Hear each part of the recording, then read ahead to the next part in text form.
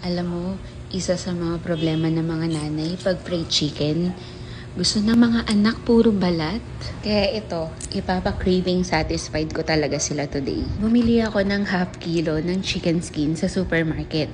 Then sinison ko lang with patis, salt and pepper, garlic, lemon, nilagyan ko din ng cornstarch, and nilagyan ko ng konting olive oil for added flavor din.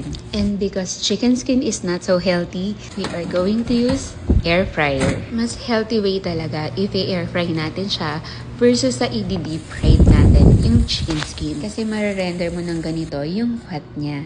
So, ayan na siya guys. Ang lutong niya talaga. Syempre, yung chicken oil, isa-set aside natin yan guys. Kasi sobrang flavorful niyan. Then, pag tinatanggal mo yung chicken skin, ingatan na lang para hindi ka na magpalit ng foil. Yun pa rin yung gagamitin. Sa totoo lang, nag-enjoy din talaga ako sa pagluto nito guys. Kasi syempre, ako yung unang titikim. Charis. Hindi. Syempre, for once, maranasan naman nila na hindi sila nag-aagawan sa balat. Narinig mo ba? Ang lutong, 'di ba? Ang sarap nito, guys. And yung chicken oil, pwede mo yang gamitin sa gravy or pwede mo ring ipanggisa sa gulay. Ang sarap nito, guys. Kaya i-try mo to.